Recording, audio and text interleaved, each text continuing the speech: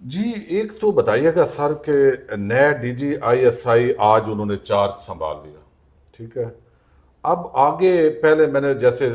ذکر کیا شروع میں کہ جنرل فیض حمید، پھر جو ہے وہ جنرل جو ہے وہ ندیم انجم صاحب کا دور جو ہے وہ انتہائی متنازع آپ کہہ سکتے ہیں، بہت تنازعات نے جنم لیا۔ اور اب جنرل عاصم ملک نئے D G I S I, آپ ان کو کیا کرنا چاہیے؟ یعنی جی اس وقت چیلنج کیا ہے ہمارے اس ادارے کے لیے جس نے دشمن کے خلاف لڑنا ہے، لیکن جو پبلک سینٹیمنٹ ہے اس تناظر کے اندر آپ کیا سمجھتے ہیں؟ یہ آپ کا بڑا اہم سوال ہے، اور بڑا اس میں دیکھوں جنرل ندیم انجم کی جہاں تک بات کی جائے تو وہ وہاں ہمیں دیکھا ہے کہ ان کی وقت جو وہ ایک وسیع المطالعہ شخص ہیں آج بھی، اور ان کی جو میری اطلاعات ہے کہ دورہ اگر انہوں نے امریکہ کا کیا ہے تو ان کی سٹاف نے لیٹسٹ بکس امریکہ سے متعلق وہ ان کی فلائٹ میں رکھوائی ہیں، اور وہ جانے سے پہلے بھی وہ کتابیں پڑھتے رہے ہیں، اور جو کتاب پڑھنے کا ان کے پاس ٹائم نہیں تھا انہوں نے اپنے سٹاف کو کہا، یہ میں آپ کو بڑے اہم بتا رہا ہوں بات، کہ مجھے اس کی سمری بنا کے دی جائے کیونکہ میں فلاں ادھر جا رہا ہوں دورے میں اور یہ میرا مقصد ہے۔ اور وہ ایک وائڈ انٹریکشن پر بھی یقین رکھتے تھے، اور جو کہ سارے رکھتے ہیں۔ تو ایک تو ہوتی ہے کہ پالیسی کسی ادارے کی، دوسری اس کے اندر انفرادی طور پہ ہر شخص کتابیں تو سر آپ بھی لیٹسٹ پڑھتے ہیں ماشاءاللہ۔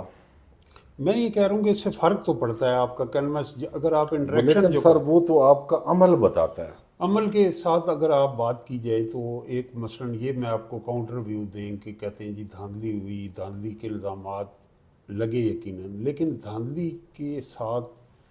کہیں پہ ایسے بھی، یہ میں ایک بڑی خطرناک پر کرنے لگوں کہ اتنا آل آؤٹ جو نون لیگ تو الیکشن ہاری نا،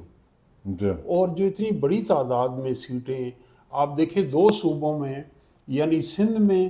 اور کے پی کے میں تحریک انصاف نون لیگ مخالف جو حکومتیں بنی ہیں، اور فیڈرل لیول پہ کولیشن گورنمنٹ ان کی ہے، اور جو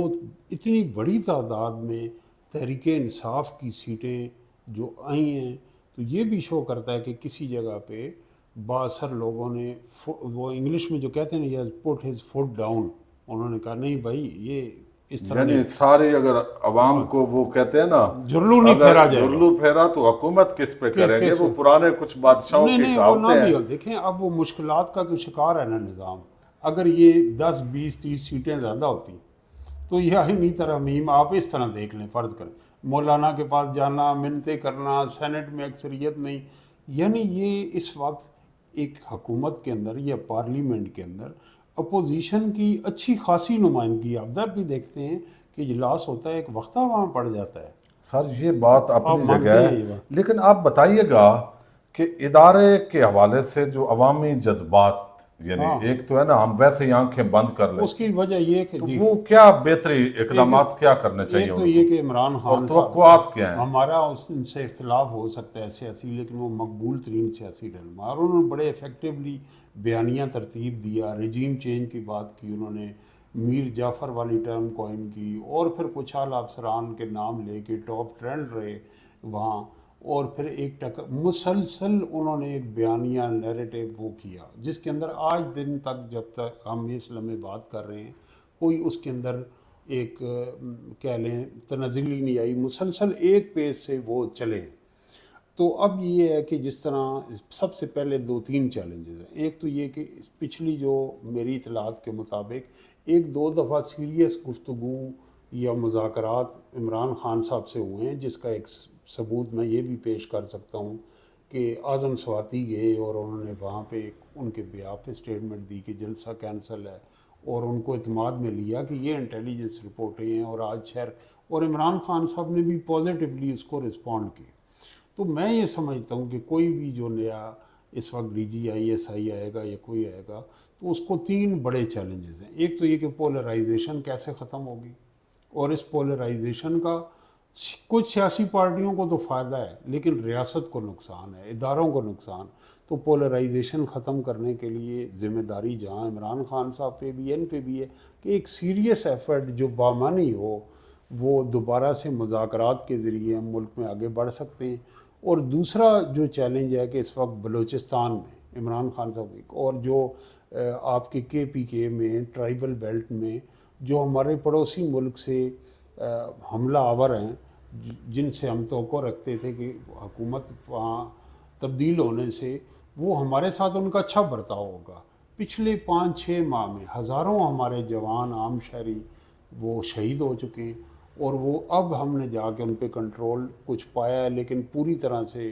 وہاں حالات نارمل نہیں کور نہیں. بلوچستان میں ایک شورش ہے. تو یہ ملک ہماری ریاست کے لیے ایک چیلنج ہے. اور تھرڈ جو چیلنج ہے وہ اکنامک چیلنج ہے کہ معیشت کے اندر جو انہوں نے ریفارم کا SIFC کے ذریعے اسمگلنگ اس کو جاری رکھنا ان اقدامات کو جس سے معیشت میں بہتری آئے. نہ صرف بہتری آئے بلکہ معاشی پہیہ جو ہے وہ چلے اور معاشی جو اکنامک گروتھ ریٹ ہے وہ بڑھے. اور جو چوتھا فیکٹر ہے کہ ملک دشمن جو قوتیں ہیں اس وقت آرٹیفیشل انٹیلیجنس یعنی گوندل صاحب ہم آپ کھل کے بات نہیں کر سکتے ہم ان جھگڑوں میں پڑے ہوئے لیکن اگر کوئی طاقتور ترین اور اہم ترین شخصیات اپنے ملک میں محفوظ نہیں تو پھر اس پہ ہمیں اپنی وابستگی سے باہر ہو کے پڑھنا پڑے گا کہ دنیا میں جو دفاعی میکانزم ہے اور نظام ہے وہ تیزی سے آرٹیفیشل انٹیلیجنس اور سائنس اور ٹیکنالوجی سے چینج ہو اس کی طرف ہمیں فوکس کرنا چاہیے. اندرونی طور پہ پاکستان کو مضبوط کرنا چاہیے اور اس کے لیے جو یہ 3-4 اقدامات ہیں وہ میں کہیں. اور مجھے امید ہے کہ جب ایک انفرادی سطح پہ آتا ہے جنرل عاصم کا کام کرنے کا انداز اپنے پیش رو سے مختلف ہوگا. ایک ہی آپ دیکھیں کہ کسی منسٹری میں ایک سیکٹری ہوتے ہیں یا ضلع میں کمشنر ہوتے ہیں آپ بھی پنجاب کے ایک ضلع سے ہیں ان کی تبدیلی سے بھی کچھ مارجنل فرق پڑتا ہے. تو ہمیں یہ رکھنا چاہیے کہ ان دی اینڈ یہاں پہ کسی کے ساتھ دشمنی نہیں. عمران خان صاحب بھی پاکستانی ہیں پاکستان کے لیے سوچتے ہیں یہ ادارے بھی ہمارے ہیں. تو یہ ملک کو ہمیں تقسیم کر کے اور سیاسی تناؤ میں نفرت انتقام میں اضافہ کر کے یقیناً کو پاکستان کی خدمت تو نہیں ہو رہی. لیکن سر کچھ لوگوں کا یہ کہنا ہے جو ہم سمجھتے ہیں کہ کہیں سے ان کو خبریں ملتی ہیں تو وہ یہ تاثر دے رہے ہیں کہ یہ تو پچھلا بھی ریکارڈ توڑ دیں گے اور اب یہ جیسے آپ نے توقعات ہم بتا رہے ہیں تو خدشات وہ ظاہر کر رہے ہیں کہ یعنی وہ تن کے رکھو اور یہ وہ پالیسی اگر یہ جاری یعنی اسی طرح جاری رہتی ہے تو پھر پاکستان کہاں کھڑا ہوگا. میں یہ سمجھتا ہوں یہاں میں ایک تاریخ میں ایسے بہت سے تجربات ہو چکے ہیں. ایروگینس آف پاور ہوتی ہے اور ظاہر ہے کہ مائٹ از رائٹ ہوتا ہے لیکن تاریخ میں بہت جو تجربات ناکام ہو چکے ہیں انہیں دہرانا نہیں چاہیے. مثلاً آپ یہ دیکھیں کہ کتنا جبر ہوا یہ نیشنل عوامی پارٹی جو آج ANP ہے 30 سال غفار خان جیل میں رہے اور پھر 70s میں بھٹو دور پہ سپریم کورٹ کے ذریعے پابندی بھی لگی نیشنل عوامی بین کر دیا گیا فوجی آپریشن ہوئے ان کے خلاف.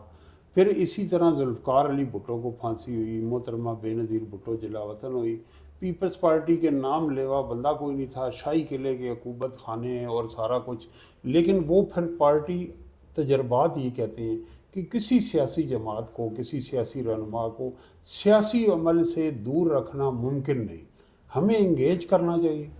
اور بامعنی انگیجمنٹ ہونی چاہیے. تو یہ میرا بھی تحریک انصاف کے حوالے سے یہ ہے کہ یہ کوشش ہی نہیں کرنی چاہیے کہ آپ کریں. آخر ظاہر ہے میں آپ گوندل صاحب میں پڑھاتا ہوں یونیورسٹی میں اور اب ایک فیملی ہے اس کے اندر بہت سارے لوگ جو ہیں تحریک انصاف کے ہیں کچھ کسی اور پارٹی کے. آج کل تو گھر کے ہر فیملی اب یہ پاکستانی ہیں کروڑوں لوگ یہ پاکستان کے ہمارے یوتھ ہیں مستقبل ہیں بچے ہیں جوان ہیں بزرگ ہیں عورتیں